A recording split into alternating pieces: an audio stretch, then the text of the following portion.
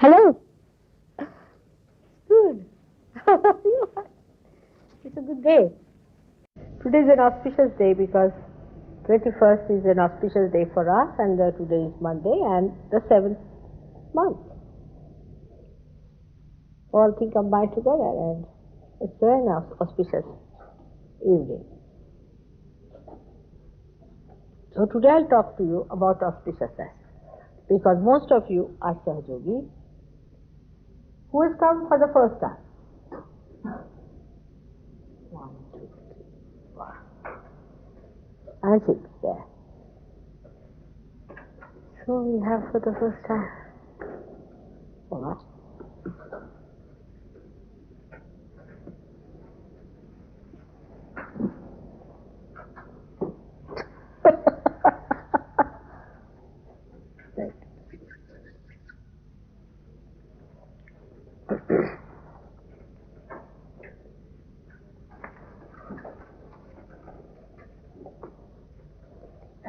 I'm sure somebody has talked to them about introduction to Sahaja Yoga or something, huh?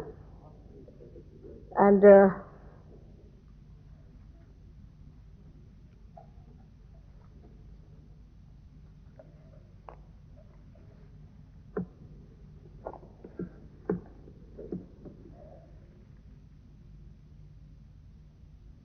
make it short, the whole thing I don't want to repeat.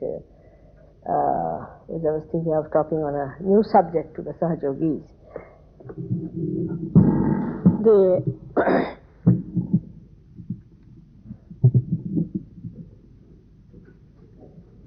As you know, all of you,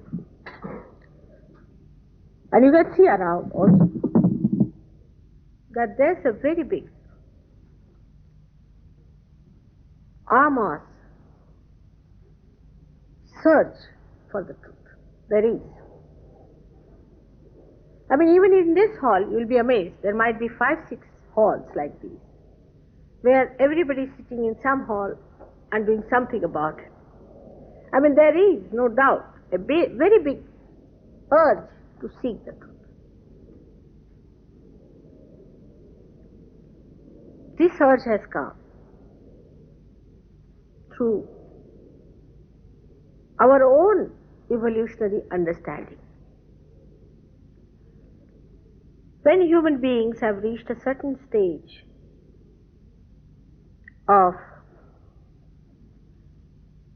sagacity, you can call it, or a satisfaction, like when you have achieved a certain amount of material well-being, or have seen something which doesn't give you a complete answer, like Buddha. Like Buddha, when he saw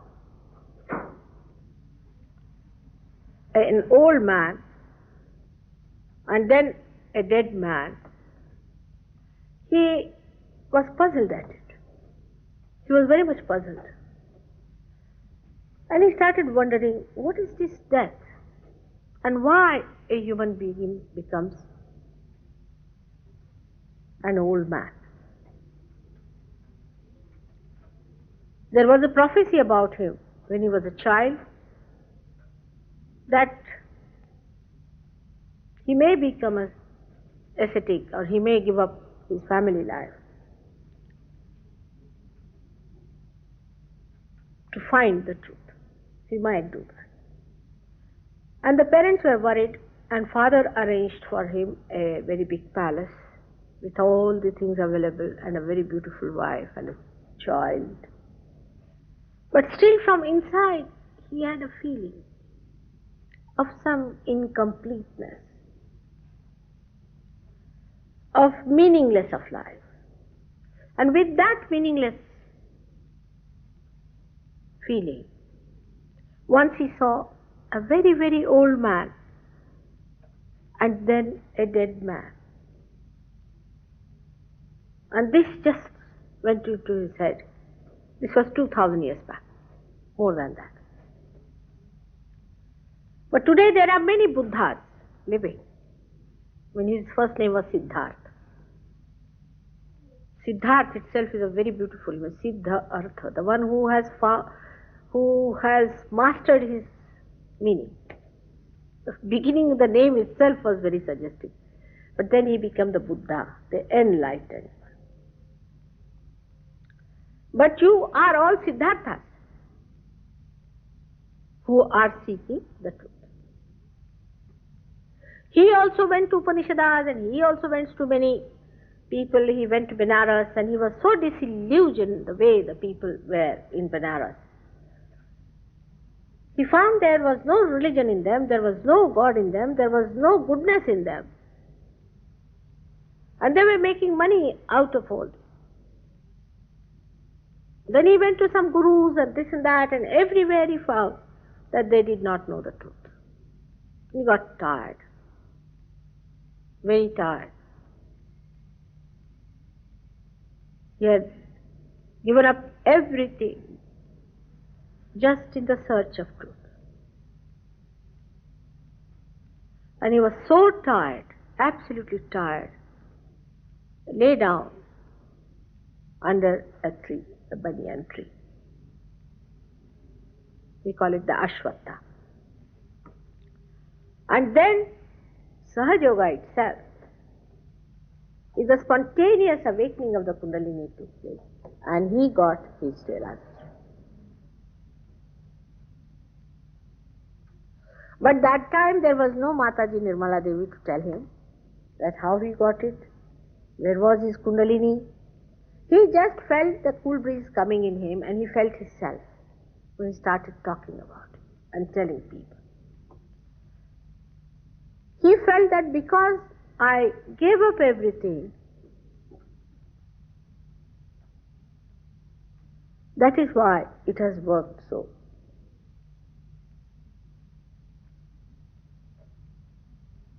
It was a mistake, I would say, or a misunderstanding. Because what do you give up? Whatever you hold on to. What is there to give up? All these stones? What? What is their value?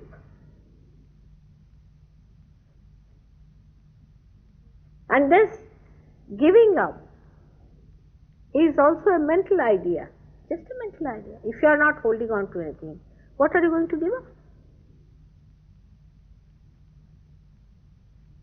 So this idea of giving up came to him because he thought that this must be the reason. Supposing if I have to come to Caxton Hall, I go all the way to Tottenham Boat Road, and then I go to East End and then come down here.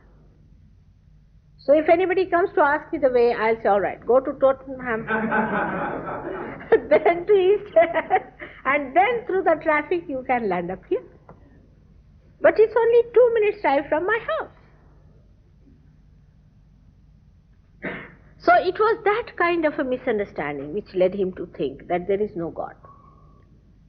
In a way, it was a mid-step, because if you talk of God suddenly, even today if I say there is God, how are you to believe? You can believe your vibrations, you can believe there's a cool breeze coming in, you can see the Kundalini rising, you can see the pulsation of that. But how can you say that there is God? Because I say there is. Because it is pervading. And whatever I say, now you can test it on your vibration. Now how will you know that these vibrations are telling you the truth? It is very simple if you understand the common sense of relativity. Like, bring 2 mad people from lunatic asylum, absolutely certified as mad, alright? And then, Paul is laughing, and then get 2 sane people sitting down. Now you put your hands towards the people who are mad, and you will get horrible burning in here, maybe in here, maybe in the whole hand, on the left side. And they themselves, before my photograph, would be going on like this. Many go, even they look sane, but they many like that. All fanatics, all extremists, all sorts of people, they go on like this. Spiritualists, again, druggists, chemists,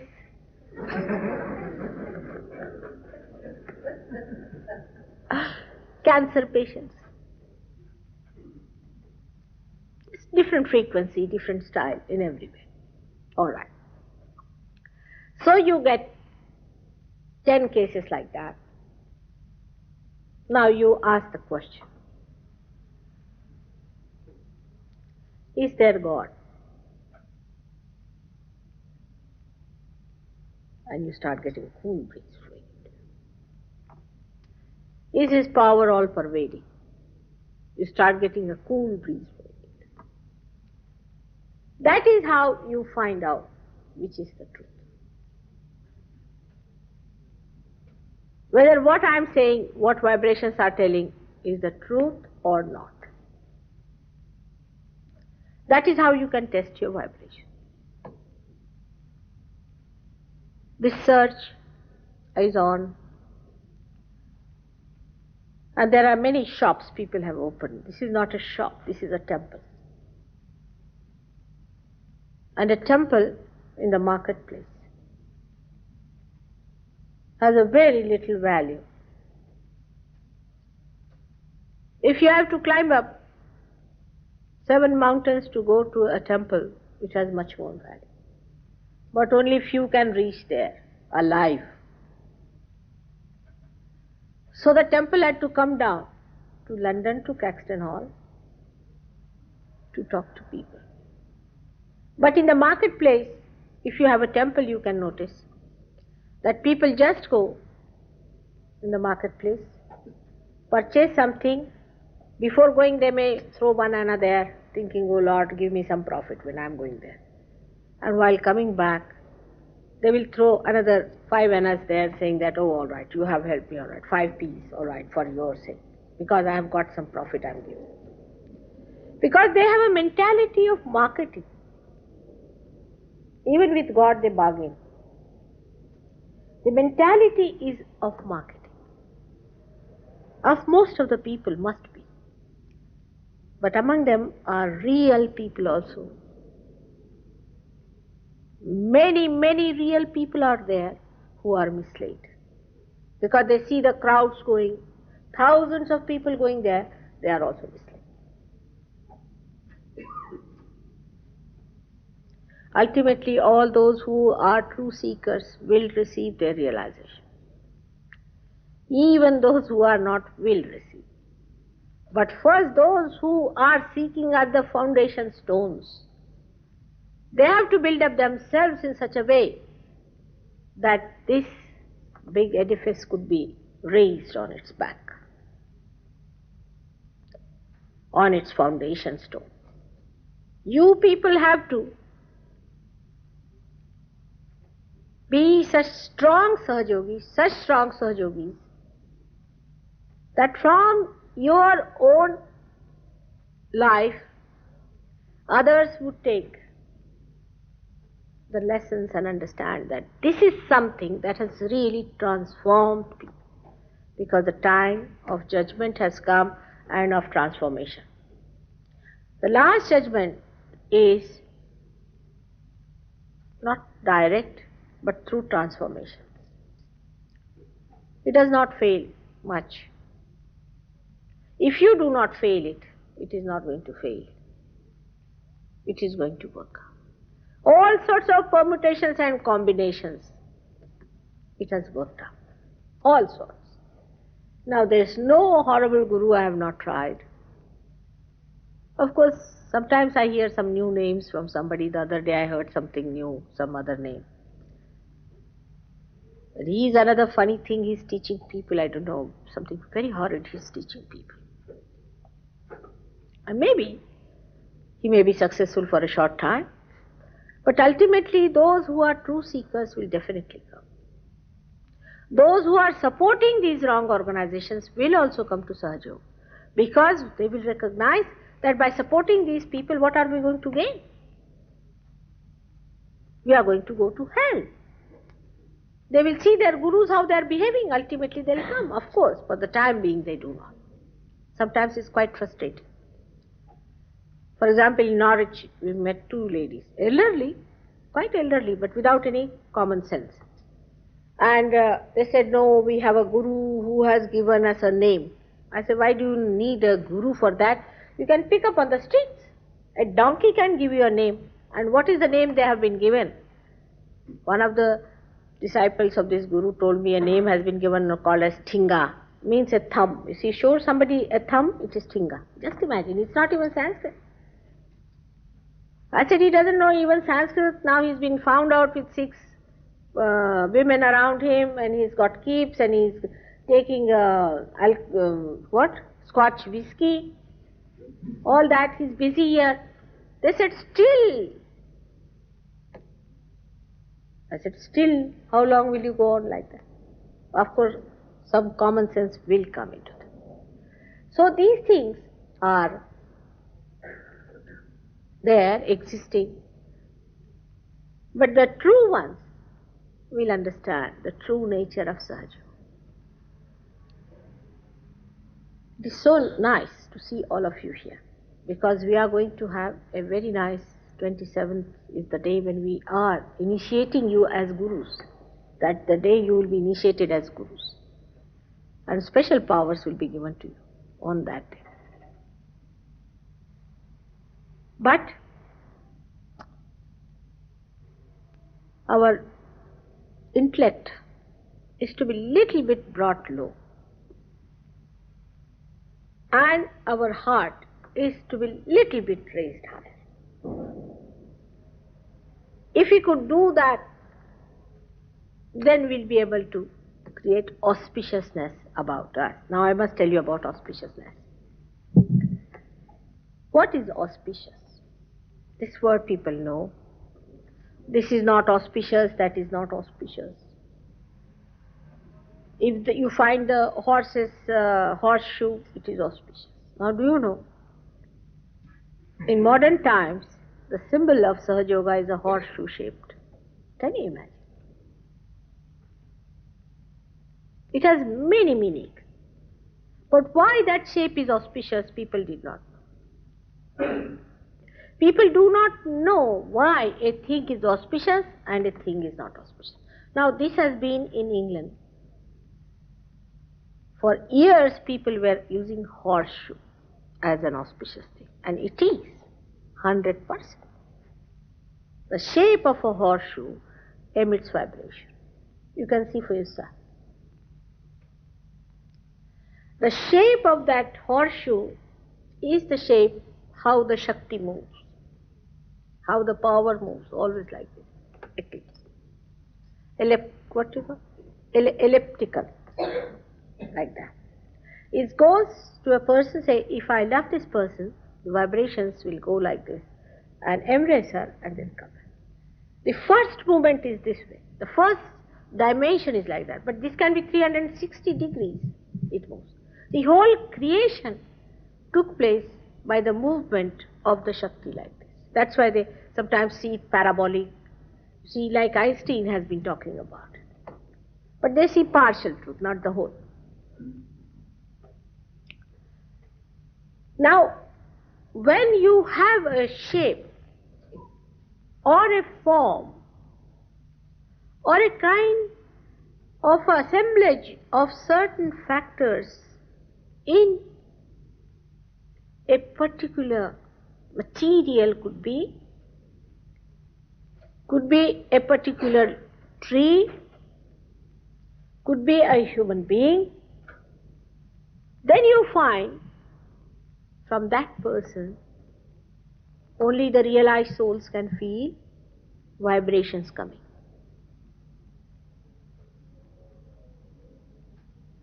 Because whatever emits vibration is auspicious. And auspiciousness is the quality by which we emit vibration. Now, purity is a very relative word in the modern times. People don't understand what is purity. I mean, they don't understand even what is normal, leave alone purity. Everybody seems to be abnormal or subnormal in modern times. Nobody seems to be normal. Even the psychologists can't define what is normal is. Normal is that which is auspicious. Now, this is the knowledge of the beyond. With whatever senses you have, you cannot feel it. For example, I went to Stonehenge. Now you all know that there's something about Stonehenge, you know that there's something is about them. But what about them? These are the stones which have come out of Mother Earth, which are emitting vibrations. And the covering of that has been done later on. Some people must have, they did not understand how these stones have come out one after another. So they must have used to cover it. But if there were saints, they would have said that this is a stone which has got vibration. For example, when we say that we should not worship any statues in the Bible, it's very correct. Because it has said that whatever is created by Mother Earth or by the sky should not be reproduced. So Mother Earth is producing something. Now ask the Christians, what are they producing? What is the element that is the earth is producing? What is the sky is producing? They will not be able to tell you. What is this Mother Earth producing? Which should not be reproduced. Which should not be worshipped. Means something she is producing which should be worshipped, and that should not be reproduced. This auspiciousness can only be felt by people who are realized souls, or people who are sensitive to spirituality. Those who are not sensitive to spirituality cannot feel it. They do not understand. They may like a person very much because I like. But why? Why do you like a person very much and you do not like another person? That person may be any type, they will say, no, we like. But children, not all, but many children can feel the auspiciousness. Dogs can feel it. Rats can feel it. Snakes can feel it. Tigers can feel it. Lions can feel it. But human beings are rather difficult. Horses can feel it. Horses feel it very much. If you take them near a place where there are spirits, or we can say some sort of a burial ground, they would not like to go down there much. First they would resist. But gradually they also get used to it. Same with dogs. They can feel it, a man who is a realized soul, who is not a realized soul. They can even feel an evil person. They are very sensitive. A dog can always feel a saint. Even a mad dog can be controlled by a saint. This auspiciousness, the feeling of auspiciousness, can be felt through heart. It's the feeling from the heart, not from the brain. Not from the ego or super-ego. Means either we get ideas from our ego or from our superego, from our conditioning. But if our heart is alive, which is a very rare thing nowadays, most of us have got hearts like frozen, I would not say, like Rock of Gibraltar. Because frozen can be, you see, can be defrosted.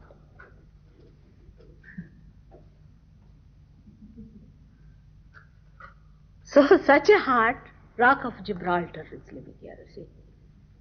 And you meet another person and you feel that another is going to just bang on you with that Rock of Gibraltar. I don't know if you have visited Rock of Gibraltar any time. I have.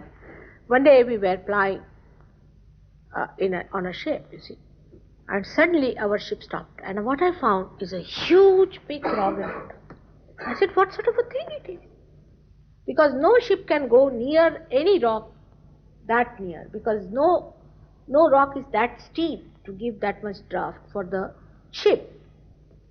And this was just like this in front. I said, what sort of a rock is this? This is rock of Gibraltar. I was looking at it, absolutely a solid piece, you see. And you thought it is going to hit you on your head. Something like that human beings become. How can you feel the auspiciousness? It's a very sensitive thing. Extremely sensitive and delicate. All the delicacy of the heart, I don't know where it is gone. Like Lord Byron style. Look at him, what a life he had. He made everyone miserable in his private life. And in his poetry he made everybody cry. Took out their eyes, washed them again, put them back in the sockets. I mean, he was a very great sadist, I felt. Horrible. He could not write anything beautiful. He could not see anything beautiful.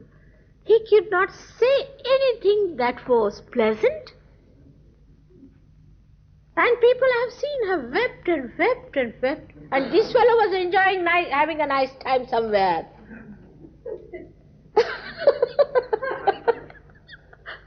It's nice you laugh it out. Because we had two patients who read only Lord Byron and were gone cases.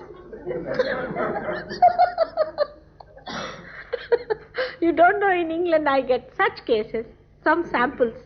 He's no more here, so I can tell you about him. He used to just weep and weep and weep. And then we didn't do anything with him here, we couldn't do much. I told him, why are you weeping? You see, and then I discovered he was a patient created by Lord Byron. I told him not to take this poet very seriously, and forget about it. He was just doing it to sell his books. But the fellow couldn't get rid of it. You see, he always used to get into that mood, and very serious mood and this and that. Then we sent him home. I sent some Sahajogis to his mother and father. Very nice people, I must say. They talked to me on the phone. Very good people.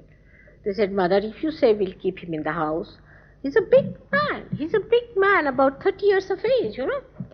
And third day the mother said, I better chuck him out of the house, Mother. I said, why? Where will he go? He said, he's still doing the same thing. He's in the room. I have to serve him food. I have to wash his things. And he's just sitting and weeping.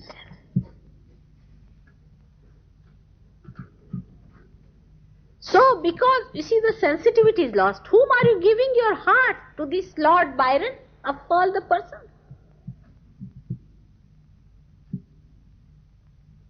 This is the problem with us. We do not know who is auspicious. For example, Blake, people won't like. I mean, the one who is the poet you have, really, I would say, after Shakespeare. I wonder if Shakespeare was one man or many people put together. But Blake was the poet you had, the greatest of all, I would say. There were so many, also others. Wordsworth was another. You can see those who talk of charming things, of pleasant things and beautiful things are the poets. Not these garbage cleaners. What is wrong with us that we cannot make out between the stink and the fragrance? Auspiciousness is the way we emit our fragrance to others. For example, the other day, two boys got realization and all the Sahajogis ran to just to feel their vibrations. And the rest were left behind because they were enjoying the person, the vibrations of that person. Then I shouted at them, I said, all right, now you have enjoyed, now go and see others also are there. And they would not go near somebody, you see, who was thinking he was a great man sitting down there. Nobody would go near them. They were holding their ears, sitting here, there, everybody avoiding to go to that man. And the fellow must be feeling miserable, I know that, but I went to him and worked it out. But then I found that he was doing something very, very wrong himself. And he said, Mother, I'm not evil. I said, no, it's not evil, but whatever you have done is evil. Is to play into the spirits, call them down, put on people, and this is evil thing to do. I did not know, Mother. I said, all right, that's all right. If you did not know, it can be forgiven. But this is what auspiciousness is, that you feel it from your heart, which is awakened. The heart must be awakened. In the heart resides the spirit, which is not yet flowing in our consciousness, in our central nervous system. It resides there. The joy itself. I don't know if you have ever seen phosphorus taken out of the water and how it just gets ignited. It's like that inside the Maya, the illusion, that spark is sitting. And when this Kundalini rises and touches that spark, it starts emitting its joy, its auspiciousness. Unless and until you have that within you, you cannot feel the auspiciousness of others. Take a coconut, for example. Put it the other way around, you won't get vibrations. If you put it this way, the coconut coming up, you'll get more vibrations. There are certain coconuts who give you very good vibrations, some give horrible ones. And you know, human beings also have coconuts.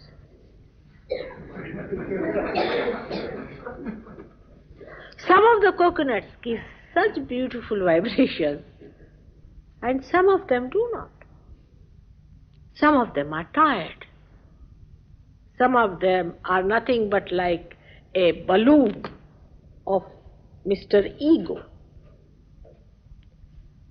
Or some of them have nothing but superego in them. So this coconut is to be made auspicious. Now, how it is connected with spirit? That is a very important one. How our brain is connected with spirit. Whatever I am telling you, you need not believe me. But you will find it out for yourself that whatever I am saying is the truth. Your heart has the spirit, the light, and the heart has got 7 auras around it. And these 7 auras get enlightened by the spirit. But before that, it's a very instantaneous, or we can say a simultaneous happening. When the Kundalini rises, there are 7 centers also in our brain, in the sense there are the seats of the centers. These 7 centers are represented again on the seat. You know that very well. All the Sahaja Yogis know where they are. So when these centers are enlightened, the auras start shining in the heart. And this center is actually the center seat of the spirit. The spirit has moved from there and has gone to the heart. That's why in childhood you'll find there's a opening here. It's a very soft bone called as fontanelle bone. Talu is here. Because the spirit comes out from there and is settled on the heart. You know, spirit also come out in the night sometimes, goes around and sees. It's so. When these centers in our brain get enlightened by Kundalini, one by one, first they are enlightened here, then in the brain, then the auras in the heart start getting enlightened. Ultimately, when this center, which is the center of the heart here, Sahasrara, this point, when this one gets enlightened, then the spirit also gets enlightened fully. And then these auras become doubly shiny.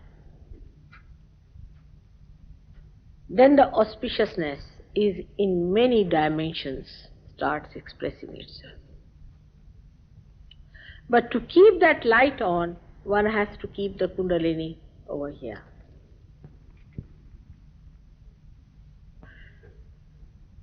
Then what happens? Then we are ruled by our heart's indication than by our brain. How? Because the heart has the spirit which emits vibration. It is not the brain. And you depend on your vibratory awareness after realization. The more you depend on your vibratory awareness, the more you use your heart, your spirit, not your brain. The more you use your brain, again you go down. Because it is taken over now by the spirit. For example, after realization, when you start thinking about it, people can think of anything. I can tell you, I've had such experiences that they would think that why Mataji is wearing a sari like this. Even to this extent, you see, they can do. But if you can just leave your heart to work it out and don't think, because you are in thoughtless awareness after realization. If you try to maintain that state, pay attention to your heart and let your spirit emit itself, so that it clears out completely the confusion of the brain and everything. Then you'll be amazed that you cannot lose your vibrations. You cannot lose your realization. The simplest way is, we have found this, that after realization, if you go for 7 days treatment with soaking feet before my photograph, it works out. But immediately when I say my photograph finished, the ego comes up. Why her photograph? First thing comes up, who is she? I may be nothing. Alright, I agree, I'm nothing. But I have raised your Kundalini. I have given you realization. I must be something after all. So why worry? I'm not taking away anything from you. Then you start establishing your auspiciousness, the sense of auspiciousness. Once you have established it, then you do not lose it very easily. You don't like then inauspicious things normally. If there's somebody inauspicious, you say, Mother, no, we can't do anything about this gentleman. All right. Afterwards, when you become very strong, you don't mind working on anyone whatsoever. But gradually you have to go up to it. I understand that. But I can't understand people using their rationality to understand Sahaja. How can you understand this great power with your limited rationality? I can explain to an ant about your politics, but I cannot tell you how this divine power works.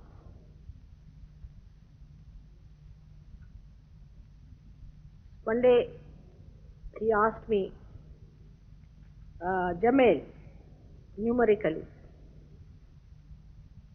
to what extent it goes, to what dimension? And when I told him, he said it is incalculable. I said it is infinite. You cannot calculate. If you put two mirrors facing each other and put some object in between, you cannot calculate how many reflections you will get.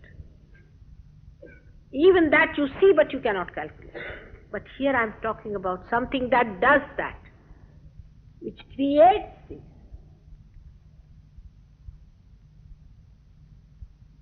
You cannot calculate all the molecules and the atoms of one element.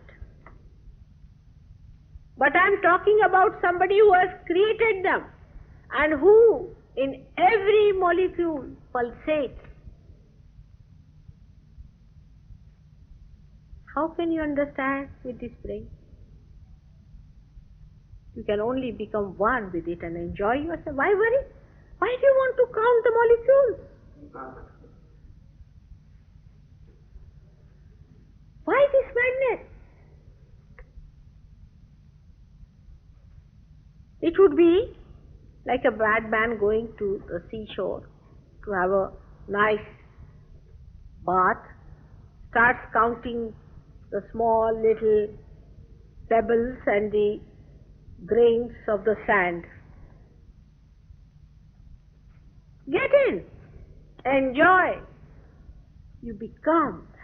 This is Advaita, where you become one. All religions teach Advaita.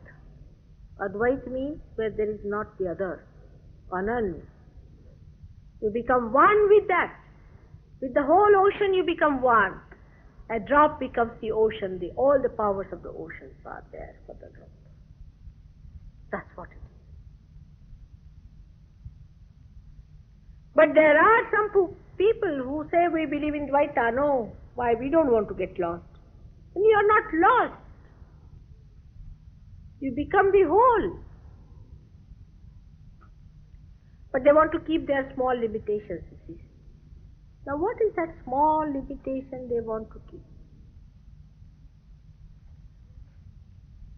It's called as Mr. E.G.O.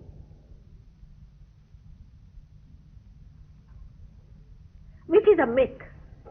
Which is a myth. It's such a big myth, is ego. Because what do you do, human beings? Let's see now. What do? You make a chair, alright. See, people are even proud if they can make a chair these days, because nobody can use their hands these days, you know that. It's everything done by machines. I don't know, they cannot create human beings, otherwise they may try that also. So what do? You create something dead out of dead.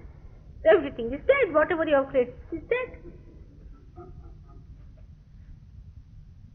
Have you done any living work? So one lady got very angry with me. She said, yes, we have created a tube baby. I said, you have not created. It was all there. The life was there. You just brought it together and it worked out that way. It's nothing. It's just like egg being, what do you say that? Egg, they put it in the incubator. It is that simple thing. You have done nothing. You have put life into it. Have you? Let us confess it now. We cannot convert even one flower, transform one flower into a fruit. Let us admit it. So what is this ego then? I do this and I do this. I would like that and I would have this and I. Who is this Mr. I who cannot do one living thing? Just ask yourself. Very simple question. So, to reach a conclusion, it's a myth. We do not do anything. As at many times I have told you that some people going by train put all their luggage on their head. So they said, why are you carrying so much luggage on your head? They said, because we want to reduce the weight of the train.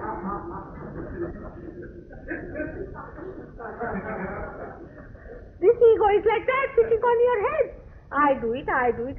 But by brainwashing you, I cannot reduce. How? The myth has to be broken. The myth breaks when Kundalini rises. Then how you talk is a very different language. It is not coming, it is not going, it is it. It becomes a third person. Then your power, which is flowing through your hands, you see that going through your hand, which you are maneuvering. You don't say, I am giving you realization, you don't say. You just say, it is going, it is rising, it is not coming. Even if it is your son, you say, I cannot give now, what to do? Like a lady came with me to America once and she was very anxious that I must give realization to her son and all that. So I told her, look at this. Now you have come all the way, I know, for this purpose. But now if the Kundalini doesn't rise, do you want me to say that he's realized? No, Mataji, I know it doesn't rise. Then I said, you give him a realization. I cannot give him. All right, you try. He said, but it doesn't rise. I said, then what to do? If the Kundalini is not coming up, what can we do about it? So, the Kundalini has to come spontaneously. It's a living process. But after realization, you start doing living things. You can raise the Kundalini. You can pulsate the Kundalini. I don't know about pulsation so far. I have not seen any Sahaja Yogi doing. But you can raise it all right. You can give realization. With my photograph it works better. You can give vibrations now to the plant, to the fruit, or to any flower like this. If it is done, it will come to life. If you give vibrations, say, to a field of, or seeds of, say, wheat, they can be multiplied. They can be 10 times more than what they are. Now you have started giving vibrations to the trees, to people. You are doing the living work. Now you have become the ocean of life. So far you were not. Because the power of life is to give life has come in.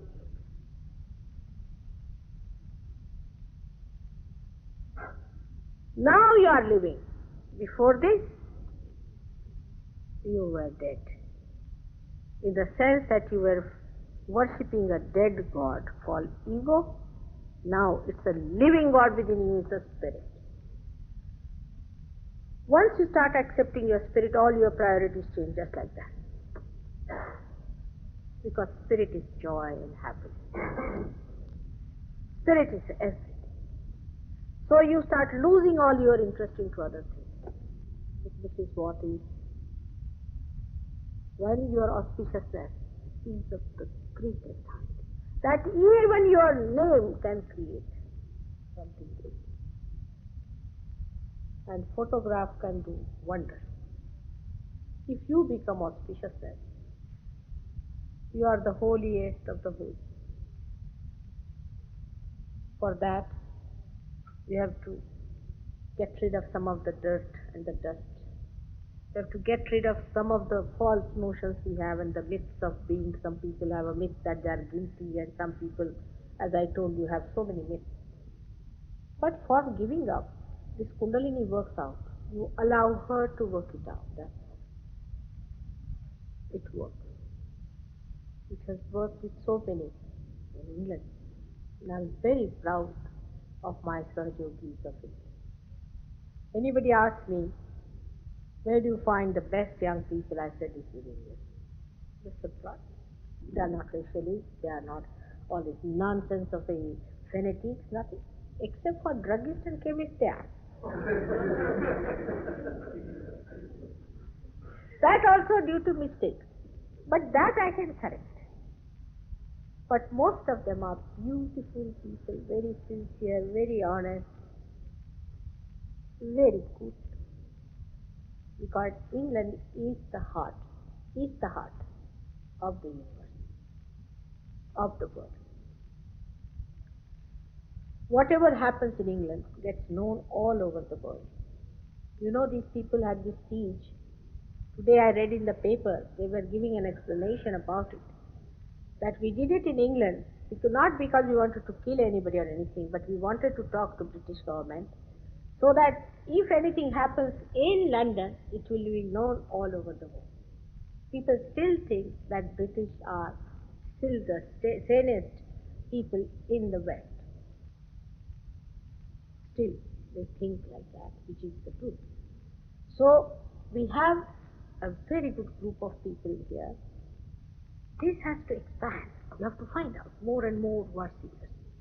But don't tell them just now that you have to give up any one of their druggist chemist business. Because if you tell them, then they'll run away. They made a mistake like this. I know that. No, they will just give up. You don't worry. Let them come. Because once they have found it, Even if you tell them, they will not go there. Let them join. Let them come. By your auspiciousness, by your vibrations, as the fragrance of the flower spreads, all the bees start hovering, knowing that there is the scent of the beautiful nectar hidden under these petals. I'm sure all of them will come. And one day, from England, we'll have the real spiritual upsurge for the whole world. May God bless.